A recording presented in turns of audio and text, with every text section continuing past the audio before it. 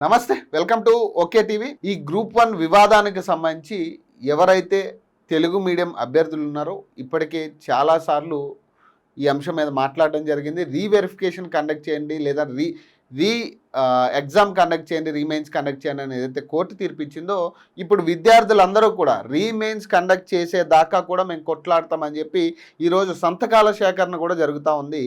దీనికి సంబంధించి అశోక్ సార్ ఈ ఉద్యోగాల రీత్యా దాదాపు 50,000 ఉద్యోగాలు ఇమీడియట్గా భర్తీ చేయాలని చెప్పి ఆయన దీక్ష కూర్చున్నట్టుగా మనం చూసాం. దీనికి సంబంధించి వార్తలు కూడా మనం చూసాం. నిరాహార దీక్ష చేస్తూ ఉన్నారు. ఆయన ఇంటి దగ్గర దీక్ష మొదలు పెడితే ఆయన్ని ఆల్రెడీ ముందు రోజు ఒకసారి అరెస్ట్ చేసి మళ్ళీ ఇంటికి డ్రాప్ చేసిన పరిస్థితి. మళ్ళీ ఇంట్లో దీక్ష మొదలైన తర్వాత 2 రోజులకే మళ్ళీ ఆయన్ని వనస్థలపురం ఊరు చివరున్న హాస్పిటల్కి షిఫ్ట్ చేయడం జరిగింది. దీని తర్వాత ఈరోజు ఆరోగ్యం క్షీణించగా ఈరోజు ఉస్మానియా హాస్పిటల్కి షిఫ్ట్ చేయడం జరిగింది. సో ఈ టాపిక్ మాట్లాడుతున్నప్పుడు నాకు కొంత బాధాకరమైన అంశం ఏంటంటే, ఇదే అశోక్ సార్ చాలామంది కాంగ్రెస్ నాయకులు గెలవడానికి కారకులయ్యారు. చాలా చోట్ల ప్రచారం చేశారు కాంగ్రెస్ పార్టీ గెలవడానికి. ముఖ్యంగా విద్యార్థుల్ని వెంటబెట్టుకుని కాంగ్రెస్ పార్టీకి సపోర్ట్గా చాలా చోట్ల ఆయన ప్రచారం చేసిన వ్యక్తి. మరి చావు బతుకుల్లో ఉన్న పరిస్థితుల్లో అటు ప్రతిపక్షాలు వచ్చి కలుస్తూ ఉన్నాయి. ఈటల రాజేంద్ర కావచ్చు, ఆర్ఎస్ ప్రవీణ్ కుమార్ గారు లాంటి వాళ్ళు కావచ్చు, చాలామంది ప్రతిపక్ష నాయకులు వచ్చి ఇప్పటికే ఆయన పరామర్శించడం జరిగింది. కానీ కనీసం అధికార పార్టీ నుంచి అద్దంకి దయాకర్ లాంటి వాళ్ళ, లేకపోతే చెనగాని దయాకర్ లాంటి వాళ్ళ ఎందుకు వాళ్ళు పరామర్శించట్లేదు అనేది ప్రధాన పాయింట్. ఎందుకంటే అప్పుడు కాంగ్రెస్ బల్మూరు వెంకట్ లాంటి వాళ్ళు, అప్పుడు కాంగ్రెస్ పార్టీకి వీళ్ళే విద్యార్థి నాయకులు. మరి వీళ్ళు ఇప్పుడు ఈ అశోక్ సార్ చావు బతుకులో ఉన్న సమయంలో ఎందుకు కలవట్లేదు? అలాగే కనీసం ఫ్యామిలీని కూడా ఆయన దగ్గరికి వెళ్ళనిచ్చే పరిస్థితి లేదు. ఈరోజు మొత్తం పోలీస్ ప్రొటెక్షన్ పెట్టడం జరిగింది ఆయన చుట్టూరు, హాస్పిటల్ చుట్టూరు కూడా. కనీసం లోపలికి అశోక్ సార్ని కలవడానికి, కనీసం ఆయన పరిస్థితి ఎలా ఉందో చూడడానికి కనీసం ఫ్యామిలీకి కూడా ఎంట్రీ లేని పరిస్థితి. వాళ్ళ వైఫ్ కూడా ఇప్పటికే చాలాసార్లు ఆమె బాధపడుతూ మాట్లాడడం జరిగింది. విరమించుకోమన్నా కూడా విరమించుకునే పరిస్థితిలో లేరు. అయినా ఖచ్చితంగా పిల్లల భవిష్యత్తు కోసం నేను చావుకైనా సిద్ధమని ఆయన ఈరోజు తెగించి ఈ ఉద్యమం చేస్తూ ఉన్నారు. సో ప్రస్తుతం కొంతమంది నిరుద్యోగులతో మాట్లాడదాం ఫస్ట్, తర్వాత అశోక్ సార్ వాళ్ళ వైఫ్తో మాట్లాడే ప్రయత్నం చేద్దాం. అక్కడ సిచ్యువేషన్ ఏంది ఇవన్నీ కూడా.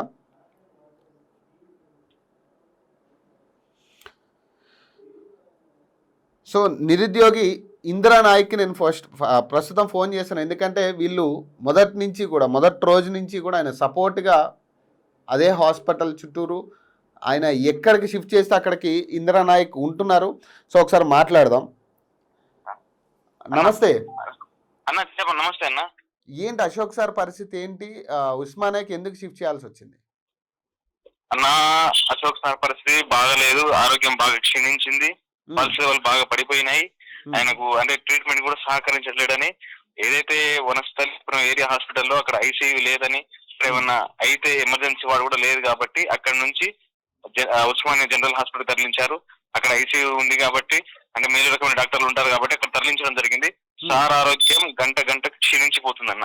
నేను కూడా బ్రతమాలను పోయా. సార్ ఈ పిల్లలు అందరు వస్తున్నారు, రానియట్లేరు. లైబ్రరీల దగ్గర, ఎక్కడైతే స్టేషన్ల దగ్గర, మెట్రోల దగ్గర పిల్లల్ని పోలీసులు పెట్టి ఆపిస్తున్నారు. మీరు దీక్ష విరమించారు కూడా చెప్తున్నా కూడా లేదు అశోక్ సార్ సచ్చుడు, నోటిఫికేషన్ రావడం అని చెప్పేసి ఒకటే నినాదం పట్టుకుని సార్ ఉంటున్నాడు.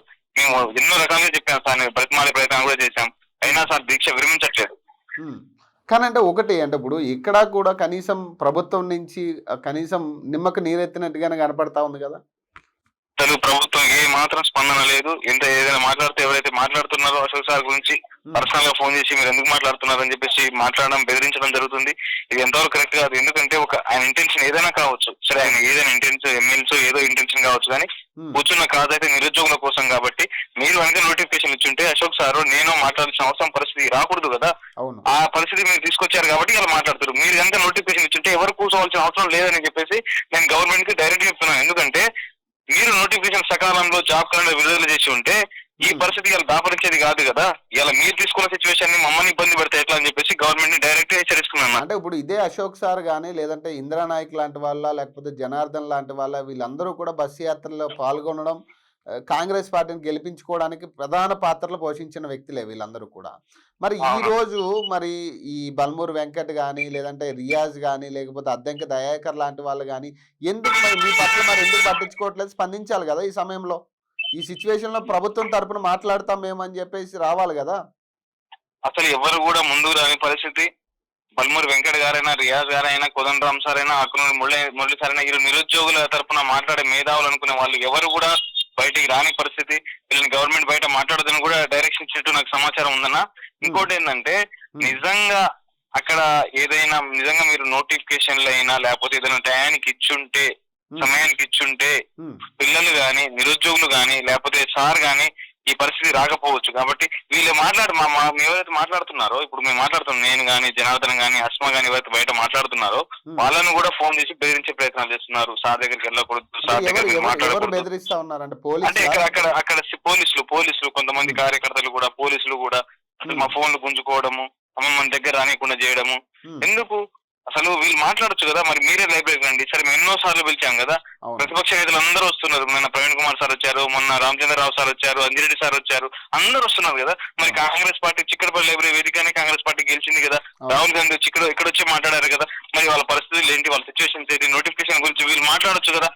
ఎవరైతే చెప్తున్నారు దసరా తర్వాత వస్తుంది, దీపావళి తర్వాత వస్తుంది, నెక్స్ట్ ఇయర్ వస్తుంది, ఎన్ని మాటలు ఉపన్యాసాలు అవుతున్నాయి కానీ ఎవరు కూడా మా నిరుద్యోగుల కడుపు నుండి మాటలు ఎవరు మాట్లాడతారు. కనీసం మాకు విద్యాశాఖ మంత్రి లేదనే బాధ చాలా క్లిష్టంగా కనబడుతుంది. మా గురించి మాట్లాడే ఒక మంత్రి కూడా లేడా? మేము ఇంత ఘోరంగా కాంగ్రెస్ పార్టీని గెలిపిస్తే, వాళ్ళ కోసం కష్టపడితే మా కోసం ఒక మంత్రి కూడా మాట్లాడదా? ఒక్కరు కూడా స్పందించారా నిరుద్యోగుల గురించి? కుమారి అంటే కొంప గురించి మాత్రం ఒక 5 నిమిషాలు 6 నిమిషాలు మాట్లాడతారు. మా గురించి ఎవరు కూడా మాట్లాడే ఇవి కూడా చేయట్లేదు. అంటే ఇంకొకటి అంటే ఇప్పుడు 2 లక్షల ఉద్యోగాలు ఇంకా ఇవ్వము అనేట్టుగానే ఇప్పుడు ముఖ్యమంత్రి మొన్న ఉస్మానియా వేదికగా మాట్లాడడం జరిగింది కదా. మరి ఈ సమయంలో మరి ఇప్పుడు సార్ చేస్తున్న 50,000 ఉద్యోగాలకు సంబంధించి కావచ్చు, ఏదైతే జీపీఓ పోస్టులు రకరకాల పోస్టులు అని చెప్తా ఉన్నారో, మరి వీటి మీద ప్రభుత్వం స్పందిస్తుంది అసలు? అంటే ఇప్పుడు ఇట్లాంటి సిచ్యువేషన్లో కూడా ప్రభుత్వం మాట్లాడినప్పుడు నిజంగా ఉద్యోగాలు ఇచ్చే సోయ ప్రభుత్వానికి వస్తుందా? ఇప్పుడు మొన్నటి దాకా జీపీ నోటిఫికేషన్ వస్తుందని చెప్పేసి కొంతమంది కాంగ్రెస్ కార్యకర్తలు మాట్లాడారు. మీరు కూడా చూశారు. రేపు వస్తుంది, ఎల్లుండి వస్తుందని చెప్పేసి మీరు కూడా మీ టీవీల ఛానల్లో కూడా మాట్లాడడం జరిగింది. వాళ్ళకి నేను సూటి చెప్తున్నా, మీరు జీపీఓని ఎందుకు మంగళం పాడేశారు? ఒక్క పోస్ట్ కూడా లేకుండా ఇలా జీపీఓ పోస్ట్ అయిపోయినాయని చెప్పేసి మీరు మంగళం పాడేశారు కదా. మరి దాని గురించి మీ మీద నమ్మకం లేకనే మా లాంటోళ్ళు, సార్ లాంటోళ్ళు ఇలా నిరాహార దీక్ష వేదికనో లేకపోతే ధర్నాలు చేయడం చేస్తున్నాం కదా. మీరు కనుక జీపీలు ఇచ్చి ఉంటే, లేకపోతే పీసీ కానిస్టేబుల్ ఇచ్చి ఉంటే, లేదా పవర్ సెక్టార్ లో ఇచ్చి ఉంటే ఎవరు రాని పరిస్థితి, బయటికి రాని పరిస్థితి. కానీ మీరు అలా ఏ నోటిఫికేషన్ ఇవ్వకుండా గత ప్రభుత్వం ఇచ్చిన నోటిఫికేషన్లనే మీరు ఇచ్చుకుంటూ, ఆ ప్రభుత్వ నోటిఫికేషన్ మా నోటిఫికేషన్ మాట్లాడుకుంటూ, నోటిఫికేషన్ వద్దని ధర్నాలు చేస్తున్నారని చెప్పి అబద్ధాలు ఆడుతూ ఇలా పిల్లల్ని అనేక రకాలుగా అవమానకరుస్తూ మాట్లాడేటోళ్ళని బీఆర్ఎస్ అని పెయిడ్ ఆర్టిస్ట్ అని మాట్లాడుకుంటూ అనేక రకాలుగా ఇబ్బందులు పెట్టడం జరుగుతుంది తప్ప ఈ కాంగ్రెస్ గవర్నమెంట్ నిరుద్యోగులు ఒరిగింది ఏం లేదని చెప్పేసి క్లియర్ క్లిష్టంగా చెప్తున్నాం. మొన్న మిమ్మల్ని లోపలికి వెళ్ళనివ్వకపోవడానికి రీజన్ ఏంటి అసలు? అంటే పోలీసులతో మీకు వాగ్వాదం జరిగింది కదా, ఒక వీడియో బయటకు రావడం జరిగింది. అవునన్నా. ఏం జరిగింది అసలు ఆ రోజు? ఆ రోజు ఒక 20 మంది నేను వెళ్ళాను. 20 మంది తీసుకుని మేము వెళ్ళాం అక్కడికి. సార్కి ఏమైందో చూద్దాం పదా, మా కోసం చేస్తుండు కదా, నిరుద్యోగుల కోసం చేస్తున్నాను అని చెప్పేసి నేను మా మిత్రులందరూ కలిసి వెళ్తే, సిఐ గారు, ఎస్ఐ గారు నన్ను లోపలికి పోనీయకుండా నువ్వు మాట్లాడొద్దు, నువ్వు లోపలికి వెళ్ళకూడదు అని చెప్పేసి రిస్ట్రిక్షన్ పెట్టారు. అంటే ఎవరైతే ఎమ్మెల్యేలు అంటే బీఆర్ఎస్ ఎమ్మెల్యేలు, మంత్రులు వస్తే, పాత మంత్రులు ఎవరైతే వస్తే వాళ్ళు మాట్లాడిస్తారు, లోపల పంపిస్తారు. అరే ఆయన మా కోసం కూర్చున్నాడు, ఆయన మా సారు అని చెప్పేసి నేను గట్టిగా మాట్లాడితే నన్ను లోపల పోనీయకుండా నా ఫోన్ గుంజుకొని కింద పడేసి నన్ను అంటే అవాకులు చవాకులు మాట్లాడడం, మీకు సంబంధం లేదు మీరు వెళ్ళిపోండి ఇక్కడ నుంచి అని చెప్పేసి అక్కడ బారికేడ్లు పెట్టి పిల్లల్ని రానియకుండా చేసారు. ఇప్పుడు కుటుంబ సభ్యులను కూడా వెళ్ళనివ్వట్లేదా? కుటుంబ సభ్యులను కూడా ఒక మేడాన్ని ఎలో చేస్తున్నారు, ఇంకా ఎవరిని కూడా ఎలో చేయట్లేరు. ఎవరైనా వస్తే కూడా ఒక్కరిని, అది ఎవరైనా మెయిన్ అనుకుంటే వాళ్ళని తప్ప ఇంకెవరిని కూడా ఎలో చేయట్లేదు. అంటే ఇప్పుడు ఏం చెప్పదలుచుకున్నావు ఒక నిరుద్యోగిగా? మరి ఇలాంటి సిచ్యువేషన్స్ మీకు వచ్చాయి, కనీసం ఇప్పుడు ఇప్పటికీ కూడా ఫైట్ చేస్తున్న పరిస్థితి తప్పితే ఎక్కడా కూడా ఇది రెక్టిఫై అవుతుంది అన్నట్టుగా కూడా ఎక్కడ కనపడట్లేదు, కనీసం దారి కూడా లేదు ఇక్కడ. ఇప్పుడు నిరుద్యోగులు మౌనంగా చూస్తున్నారన్న, అన్ని అబ్జర్వ్ చేస్తారు. రేపు జరగబోయే స్థానిక ఎలక్షన్స్ లో కాంగ్రెస్ పార్టీకి గట్టిగా దెబ్బ చెప్తారు. అదే విధంగా అశోక్ సార్కి ఏమైనా అయితే మాత్రం ప్రభుత్వమే బాధ్యత వహించాల్సి వస్తుంది. ఎందుకంటే ఆయన ఆరోగ్యం బాగాలేకపోయినా ఏమైనా అయినా కూడా రాష్ట్రం రావణ కష్టంగా మారిపోతుంది. నిరుద్యోగులు అందరూ బయటకు వచ్చి ఉద్యమాన్ని రూపం దాలుస్తారు. అప్పుడు ఈ ప్రభుత్వం తట్టుకోలేదు. మళ్ళా నేపాల్లో జరిగిన పరిస్థితులు మన రాష్ట్రానికి రావద్దని చెప్పేసి కాంగ్రెస్ పార్టీకి గట్టిగా హెచ్చరిస్తున్నాను. మీరు ప్రభుత్వం తరఫున సార్ దగ్గర చర్చలకు పంపించండి, లేకపోతే మీ యొక్క జీవో జారీ చేయండి. రేపో ఎల్లుండో లేకపోతే ఒక నెల తర్వాత నోటిఫికేషన్ జీవో జారీ చేయండి. లేకపోతే మాత్రం రాష్ట్రంలో నిరుద్యోగులు ఉద్యమ బాట పడతారు. అప్పుడు మీరు తట్టుకోలేరని చెప్పేసి చెప్తున్నాను. Right, thank you. సో ఒకసారి ఆస్మాకు కూడా ఫోన్ చేసే ప్రయత్నం చేద్దాం. ఎందుకంటే వీళ్ళు మొదటి నుంచి కూడా, అంటే ఆయన ఉద్యమం స్టార్ట్ చేసిన దగ్గర నుంచి కూడా ఆయన వెంటే ఉండి ప్రతిరోజు కూడా ఆయన కలవడానికి కావచ్చు, లేదా విద్యార్థులకు సంబంధించి ఆయన సమస్యలు వీళ్ళు కూడా మాట్లాడుతూ ఉన్నారు ప్రతి క్షణం. ఒకసారి ఆస్మాతో కూడా మాట్లాడే ప్రయత్నం చేద్దాం. సో ఆస్మా ఫోన్ లిఫ్ట్ చేయట్లేదు. సో ఒకసారి అశోక్ సార్ వాళ్ళ వైఫ్కి ఫోన్ చేసే ప్రయత్నం చేద్దాం. ఆవిడ ఏమంటారు ఏంటి ఒకసారి మాట్లాడే ప్రయత్నం చేద్దాం. ఎందుకు షిఫ్ట్ చేయాల్సి వచ్చింది, ఆయన ఆరోగ్య పరిస్థితి ఏంటి, ప్రజెంట్ నిలకడగా ఉందా, అసలు ఆయన ఏమంటున్నారో, ఆయన మాట్లాడే పరిస్థితిలో ఉన్నారా లేదా అనేది ఒక్కసారి మాట్లాడే ప్రయత్నం. నమస్తే, ఒక్కసారి నేను లైవ్లో ఉన్నా. ఒక్క విషయం, ఏం లేదు, ఇప్పుడు అశోక్ సార్ని ఎందుకు తరలించాల్సి వచ్చింది ఈరోజు? అశోక్ సార్ని ఎందుకు తరలించారంటే అక్కడ కంప్లీట్ గా అది చాలా అది శవాల దిబ్బ లెక్క ఉంటది. వనస్థలిపురం గవర్నమెంట్ ఏరియా హాస్పిటల్ శవాల దిబ్బ లెక్క. అసలు మనిషి చనిపోయినా పట్టించుకోని పరిస్థితి. ఇంకొకటి ఏంటంటే అశోక్ సార్ని క్యాన్సర్ వార్డ్ లో వేసిరు. క్యాన్సర్ వార్డ్ లో ఎందుకు వేసిరు అని చెప్పేసి మేము అదే కనీసము ఆయన కూర్చున్నదే నిరుద్యోగుల కోసం, కానీ నిరుద్యోగుల్ని కలవనివ్వట్లేదు. మళ్ళీ ఎంపీలు ఎమ్మెల్యేలు వస్తే వాళ్ళని కలవనిస్తున్నారు. ఆయన కూర్చున్నది నిరుద్యోగుల కోసం కదా. నిరుద్యోగుల కోసం కూర్చున్నప్పుడు నిరుద్యోగులు ఎందుకు కలవద్దు ఆయనని? పొలిటికల్ లీడర్స్ పైనుంచి వచ్చిరా ఆయన పొలిటికల్ లీడర్స్ ఎందుకు కలవనిస్తున్నాం? ఇప్పుడు మా కోసం కూర్చున్న మనిషిని మాకు చూపించకపోవడం ఏంటి? అవును, ఆయన అందుకే తెగించి ఇక మొత్తానికి తెలంగాణ మొత్తం తీసేసిండు. స్టూడెంట్స్ ని పంపిస్తేనే నువ్వు పెట్టుకుంటా అని చెప్పేసి తీసేస్తే ట్రీట్మెంట్ కి సహకరించకపోతే అప్పుడు కొంతమంది పంపించారు. ఇప్పటికీ అందరినీ పంపించట్లేదు. అసలు ఇప్పుడు ఆయన ఆరోగ్య పరిస్థితి ఏంటి, ఎలా ఉంది? చాలా క్రిటికల్ గా ఉంది. ఆయన ఆల్రెడీ షుగర్ పేషెంట్. ఏం తినకపోతే 9 రోజులు గడుస్తుంది. ఎట్లా ఉంటది పరిస్థితి మీరే ఆలోచించండి. ఇప్పుడు వెళ్ళనిస్తున్నారా? కనీసం ఫ్యామిలీనైనా కలవనిచ్చే పరిస్థితి ఉందా? ఫ్యామిలీలో వైఫ్ ఒకరే, ఎవ్వరు వెళ్ళని. ఇప్పుడు ఇంకా ఉస్మానియా తీసుకెళ్ళారు కదా, అప్పుడు ఇంకా ఘోరంగా చేస్తారు. ఇక్కడన్నా కనీసం వాళ్ళ బెదిరిస్తేనన్నా లోపలికి పంపించారు కొంతమందిని, కానీ అక్కడ ఆ పరిస్థితి కూడా ఉండదు. కానీ అంటే ఒకటి, ఎందుకు ఇంత కక్ష? ఇప్పుడు చావు బతుకులో ఒక వ్యక్తి ఉన్నా కూడా కనీసం పట్టనట్టుగానే ప్రభుత్వం వ్యవహరిస్తా ఉంది కదా అన్న. నేను కొన్ని విషయాలు చెప్తా. నళిని గారు మాజీ డిఎస్పీ సస్పెండ్ అయిన తర్వాత నా ఆరోగ్యం సహకరించట్లే, నాకు కొంచెం 2 కోట్లు మీకు మీ నుంచి రావాల్సి ఉంది, ఆ డబ్బులు నాకు ఇస్తే నేను ట్రీట్మెంట్ చేసుకుంటా అని చెప్పేసి తను అసలు బతికుండగానే మరణ వాగ్మూలను ప్రకటించిందంటే తెలంగాణలో పరిస్థితి ఎట్లా ఉందో ఆలోచించండి. అట్లా అక్కడ ఆమె మరణ వాగ్మూలం రాసుకుంది. ఇక్కడ అశోక్ సార్ నిరుద్యోగుల కోసం ఇట్లా ప్రాణాలకు తెగించి పోరాడుతున్నాడు. ఇంకెవరి కోసం తెలంగాణలో మీ పాలన, మీ ప్రజా పాలన ఎవరి కోసం? ఆ ఆస్ట్రాలు అన్నం వండుకొని అమ్మి పెట్టే బిజినెస్ చేసుకునే కుమారి ఆంటీ గురించి 24 గంటల్లో స్పందించిన సీఎం ఇప్పుడు ఎందుకు స్పందించట్లేదు? ఇప్పుడు నేను చెప్తా, ఆమె బిజినెస్ చేసుకునేది ఆమె కోసం, ఇక్కడ వ్యక్తి కాదు, ఆంధ్రప్రదేశ్ నుంచి వచ్చిన వ్యక్తి కోసము 24 గంటల్లో స్పందించిన సీఎం గారు ఈ రోజు నిద్రపోతున్నారా? అవును. అయితే ఇంకొక తెలంగాణలో 2 మేధావులు ప్రాణాలకు తెగించి పోరాడుతున్నారు. ఆమె చనిపోతుంది. ఇప్పుడు కాంగ్రెస్ పార్టీని తెచ్చుకున్నది ఇదే నిరుద్యోగులు కదా, మరి ఎందుకు నిరుద్యోగుల పక్షాన్ని ఇంత కఠినంగా ఇప్పుడు ఉన్నారు? ఇప్పుడు ఇదే అద్దంకి దయాకర్ వచ్చి ఇప్పుడు అక్కడ మన లైబ్రరీ దగ్గర మాట్లాడడం జరిగింది. అలాగే ఇప్పుడు చాలా మంది మేధావులు, రియాజ్ లాంటి వాళ్ళు, ఇలాంటి వాళ్ళందరూ ఏమయ్యారు, కోదండరామ్ లాంటి వాళ్ళు, వీళ్ళందరూ కనీసం చూసేయడానికి కూడా రాని పరిస్థితి ఎందుకు వచ్చిందంటావు? వాళ్ళు కూడా ఒకప్పుడు తెలంగాణ మూవ్మెంట్ కోసం ఉద్యమాలు చేసిన వాళ్ళే, నిరాహార దీక్షలు చేసిన వాళ్ళే. వాళ్ళకు కూడా తెలిసి బాధ ఎట్లుంటదో. అట్లాంటి వాళ్ళే స్పందించట్లేదు. అవును, ఎందుకంటే అధికార దాహం ఇక్కడ. ఇంకోటి కాదు, అధికారం కోసం పాకులాడుతున్నారు. ఏమైతుందయ్యా అధికారం లేకపోతే? ఏమైతుందయ్యా ఒక ఎమ్మెల్సీ పోస్ట్ లేకపోతే? ఏమైతుందయ్యా ఒక చైర్మన్ పోస్ట్ లేకపోతే? ఏమైతుంది? మీకు పదవులు రాకపోతే నష్టమేంది? సంపాదించుకున్నారు కదా, ఆల్రెడీ ప్రొఫెసర్సే కదా, మీ టీచర్సే కదా, ఆల్రెడీ అవును. సంపాదించుకున్నారు కదా, అవును. ఇంకెందుకు అత్యాశ ఎందుకు మీకు? ఇప్పుడన్నా కనీసం మా కోసం పోరాటం చేయొచ్చు కదా, కనీసం మాట సాయం చేయొచ్చు కదా నిరుద్యోగుల తరపు నుంచి.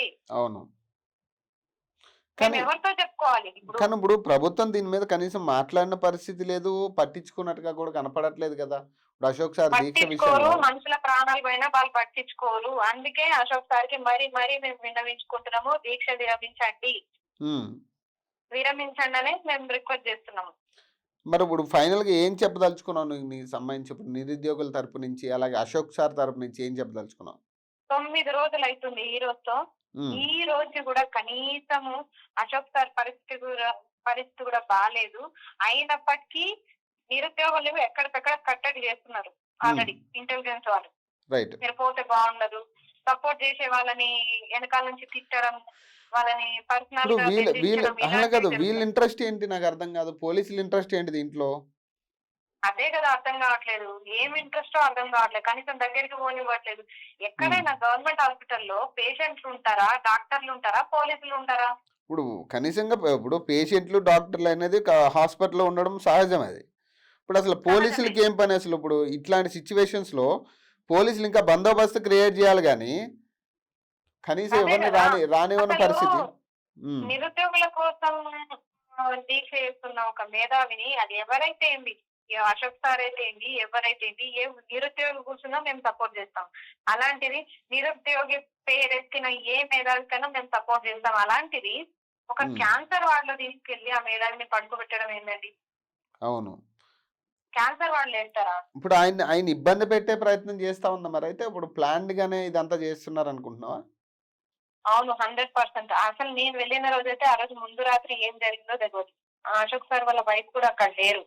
కానీ వాళ్ళు మాత్రం ఏం ఇబ్బంది పెట్టారో తెలియదు. కానీ నెక్స్ట్ డే మాత్రం నేను ట్రీట్మెంట్ తీసుకోను, ఎలాంటి సెలైన్ పెట్టుకోను, ఏం పెట్టుకోను అని చెప్పేసి ముందుకు 24 గంటలు దాటుతుంది, ఆ పల్స్ రేటు పడిపోతుంది.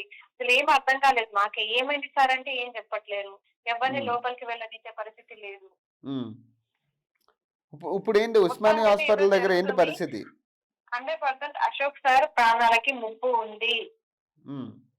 సార్ దీక్ష విరమించకపోతే అశోక్ సార్ ప్రాణం పోయినా ప్రభుత్వం స్పందించదు. సో ఇప్పుడు మీరు నిరుద్యోగుల తరపు నుంచి ఏం చెప్తారు మరి? నిరుద్యోగుల తరపు నుంచి అయితే ఖచ్చితంగా అశోక్ సార్ కి మద్దతు ఉంటది. అందరం కూడా మేము కూడా ఆలోచిస్తున్నాము, ఇక డైరెక్ట్ వెళ్ళాలి హాస్పిటల్ అని చెప్పేసి మేము కూడా అనుకుంటున్నాము. అందరం కూడా ఎక్కువ శాతంలో నిరుద్యోగులం వచ్చి హాస్పిటల్ కి వెళ్తాం, అక్కడ పరిస్థితి ఏంటో తెలుసుకుంటాం. ఈ రోజు దాకా సార్ పరిస్థితి ఏంటో మాకు తెలీదు. ఏదో ఒక ఫోటో చూడడము, వెళ్ళిన వాళ్ళు ఇట్లా ఉంది పరిస్థితి బాగాలేదని చెప్పడమే తప్ప మేము కళ్ళారా చూడలేదు. కాబట్టి పరిస్థితి ఏంటో తెలుసుకునే ప్రయత్నం చేస్తాం. ఉద్యమాలు ఉద్రిక్తం అవుతాయి ఇంకా. రైట్. Thank you. సో అది పరిస్థితి. ఆరోగ్యం అయితే క్షీణించే పరిస్థితిలో కనపడతా ఉంది. ఎవరిని కూడా ఇప్పటికీ లోపలికి వెళ్ళే పరిస్థితి అలౌ చేయట్లేదని చెప్పి చెప్తా ఉన్నారు. కేవలం రాజకీయ నాయకులు చూడడానికి వచ్చిన వాళ్ళు మాత్రం చూపిస్తూ ఉన్నారు. కానీ నిరుద్యోగులు ఎవరైనా కలవడానికి వెళ్తే మాత్రం కలవనిచ్చే పరిస్థితి లేదు. కేవలం వాళ్ళ వైఫ్ని మాత్రం అలౌ చేస్తూ ఉన్నారని చెప్పేసి చెప్తా ఉన్నారు. ఏం జరుగుతుందో తెలీదు. ఒక కుట్ర కూడా ఇక్కడ దాగి ఉన్నట్టుగా కనపడతా ఉంది. ఏమన్నా ప్రభుత్వం ఆయన చంపే ప్రయత్నం చేస్తూ ఉందా అనే దాని మీద విద్యార్థులు, నిరుద్యోగులు మాట్లాడుతూ ఉన్నారు. కనీసం ఇప్పటికైనా ప్రభుత్వం దీని మీద స్పందించి ఒకసారి ఎవరైనా మీరు గెలవడానికి ఒక కారణమైన వ్యక్తి, ఒక మేధావి, ఆయన కూడా చాలామంది విద్యార్థులు తయారు చేసిన వ్యక్తి, చాలామంది ఇప్పుడు ఐపీఎస్ ఐఏఎస్ సంబంధించి ఎవరైతే ఉద్యోగాలు చేసి చాలామందికి ఆయన జ్ఞానం పంచిన వ్యక్తి, ప్రధానంగా ఈ ప్రభుత్వం గెలవడానికి ఉపయోగపడిన వ్యక్తి. సో ఇప్పుడు ఆపదలో ఉన్నప్పుడు ఖచ్చితంగా ఈ సమయంలో ఎవరైనా కానీ, ప్రతిపక్షమా అధికార పార్టీయా, ఎవరైనా కానీ వెళ్ళి ఒకసారి పరామర్శించి ఆయన డిమాండ్ చేయండి, మీరు మాట్లాడే ప్రయత్నం చేయండి. ఒకసారి మీరు ప్రభుత్వానికి చేరవేస్తామని మీరు ఒకసారి మాట్లాడితే అక్కడ క్లియర్ అయ్యే ఛాన్స్ ఉంటుంది. మీరు ఆ చొరవ ఎందుకు తీసుకోవట్లేదు అనేది ఇక్కడ ప్రధాన క్వశ్చన్. ఎందుకంటే ఇప్పుడు దాని మీద ఎవరు కూడా మాట్లాడట్లేదు. అధికార పార్టీ నుంచి అసలు కంప్లీట్గా కనీసం కింద స్థాయి నుంచి ఒక స్పోక్ పర్సన్ నుంచి ఎవరు కూడా మాట్లాడట్లేదు. సో ఎమ్మెల్సీలు చాలామంది ఆయన సపోర్ట్ తీసుకున్న వాళ్ళు ఉన్నారు. బల్మూరు వెంకట్ కావచ్చు, రియాజ్ లాంటి వాళ్ళు కావచ్చు, కోదండరామ్ లాంటి వాళ్ళు కావచ్చు, అద్దంకి దయాకర్ లాంటి వాళ్ళు చాలామందికి గతంలో సపోర్ట్ చేసిన వ్యక్తి అయినా. మరి వీళ్ళందరూ కనీసం చొరవ తీసుకుని మేము ముఖ్యమంత్రితో మాట్లాడే ప్రయత్నం చేద్దాం, మీరు విరమించుకోండి అంటే విరమించుకునే పరిస్థితి ఉంటుంది. సో మరి మీరు ఎందుకు ఆ ప్రయత్నం చేయట్లేదు అనేది మేము క్వశ్చన్ చేస్తా ఉన్నాం మిమ్మల్ని. ఒకసారి అధికార పార్టీ అయినా కానీ అక్కడ ఉన్నది టెర్రరిస్టో లేకపోతే ఈ గూండానో ఎవరు కాదు. ఖచ్చితంగా మీకు సపోర్ట్ చేసిన వ్యక్తి, కాంగ్రెస్ పార్టీ అధికారంలోకి రావడానికి కృషి చేసిన వ్యక్తి అయినా. సో అలాంటి వ్యక్తికి అసలు సమస్య ఏంటి అనేది కనుక్కుంటే అక్కడ క్లియర్ అయ్యే ఛాన్స్ ఉంటుంది. సో ఇప్పటికైనా దీని మీద ప్రభుత్వం స్పందించి ఆయన్ని ఇప్పటికైనా కూడా ఇలాంటి పరిస్థితులు, ఎందుకంటే ఆరోగ్య పరిస్థితి రోజు రోజుకి క్షీణించే పరిస్థితి, ఆయనకి షుగర్ కూడా ఉన్నట్టుగా తెలుస్తూ ఉంది. కాబట్టి ఖచ్చితంగా ఇంకా 2-3 రోజులైతే ఆయన పరిస్థితి ఎట్లా ఉంటుంది అనేది మనం చెప్పలేం. సో ఆరోగ్యరీత్యా అన్ని విధాల ఆయన నాశనం అవుతున్న పరిస్థితిలో కనపడతా ఉంది. సో ఈ సమయంలో అయినా కూడా మీరు వెళ్ళి ఒకసారి మాట్లాడి అక్కడ ప్రభుత్వంతో మేము మాట్లాడతామని ఒక్క భరోసా ఆయన కల్పిస్తే ఖచ్చితంగా ఆయన విరమించుకునే పరిస్థితి ఉంటుంది. సో ఇప్పటికైనా ప్రభుత్వం స్పందించాలని మనస్ఫూర్తిగా కోరుకుంటాం. సో మరిన్ని అప్డేట్స్ కోసం చూస్తూనే ఉండండి. ఓకే.